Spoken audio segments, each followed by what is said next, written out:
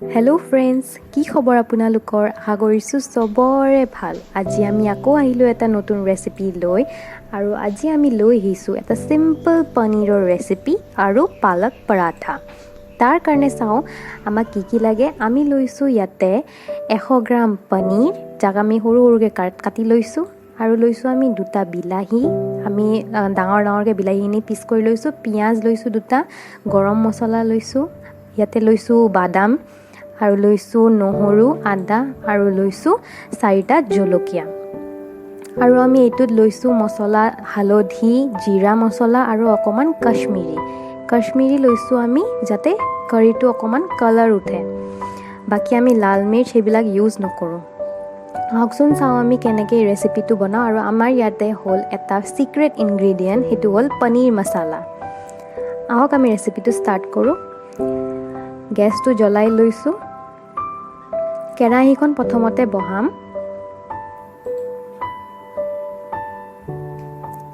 কেৰাহীখনত এয়া তেল দি ল'লোঁ। ফ্লেমটো হাই ৰাখিছোঁ, যাতে তেলখিনি ভালকৈ গৰম হয়।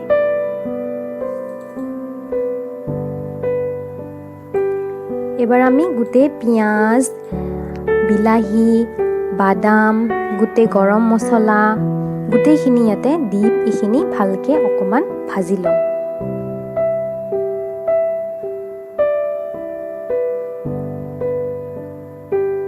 আমি এইখিনি অকণমান দেৰি ফ্ৰাই কৰিব লাগিব, যাৰ কাৰণে এইখিনি অকণমান তাৰে কেঁচা যে টেষ্ট এটা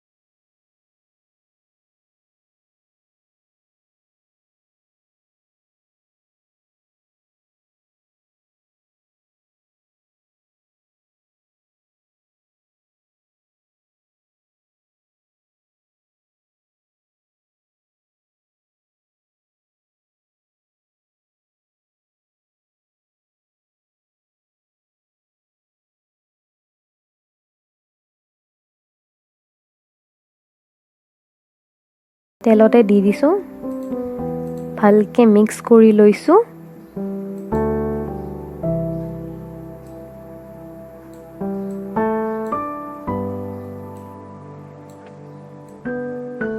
বাকিখিনিত অকণমান পানী মিহলি কৰি গোটেইখিনি ইয়াতে ঢালি দিছোঁ ঢালি দি এইখিনি ধুনীয়াকৈ মিক্স কৰি লৈছোঁ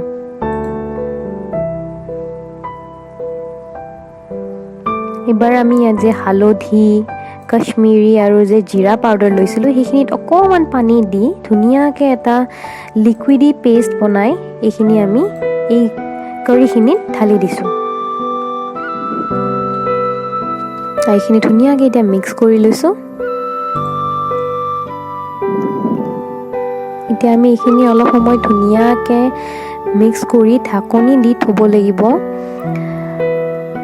তেতিয়াহে আমাৰ পেষ্টটো ভাল হ'ব টেষ্ট কৰিবলৈ এতিয়া এইখিনি ঢাকন দি অলপ সময় থৈ দিলোঁ এতিয়া দেখিবলৈ পাইছে যে ইমান ধুনীয়াকৈ উতল আহিছে এতিয়া আমি ইয়াতে অকণমান আমুল ফ্ৰেছ ক্ৰীম ফেটি লৈ পেলাই ঢালি দিছোঁ এইখিনিও ধুনীয়াকৈ মিক্স কৰি লৈছোঁ তেতিয়া আমি এটা ধুনীয়া ক্ৰীমি টেক্সচাৰ এটা পাম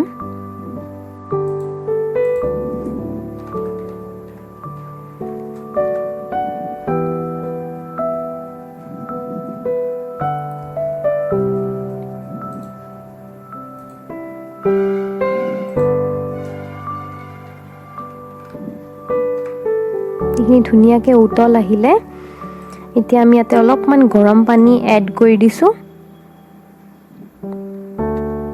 বেছি গাঢ়া নোহোৱা কাৰণে অকণমান গৰম পানী এড দি দিলে এইখিনি অকণমান গ্ৰেভিখিনি ভাল হ'ব এবাৰ আমি ইয়াতে এড কৰিম নিমখ সোৱাদ অনুসৰি মনত ৰাখিব আমি আগতেও নিমখ দিছোঁ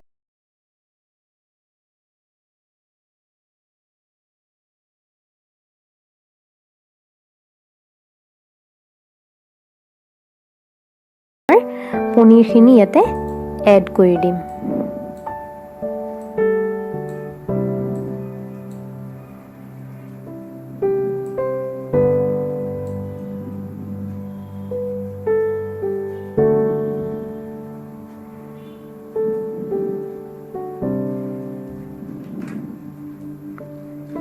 ভালকৈ এইখিনি মিক্স কৰি লওঁ পনীৰখিনি যেন গ্ৰেভিখিনিত ভালকৈ মিক্স হৈ থাকে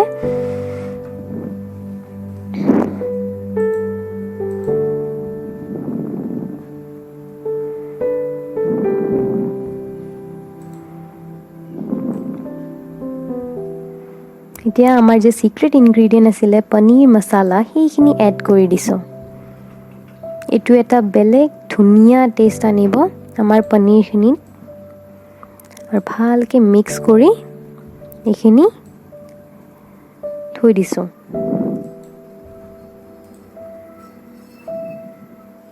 আৰু ফ্লেমটো আমি অলপ হাই কৰি দিছোঁ যিহেতু আমাক এটা উতল লাগে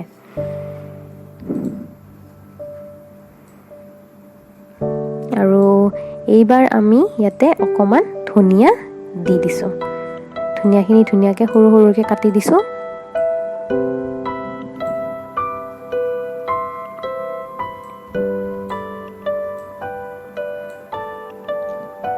মিক্স কৰি ল'লোঁ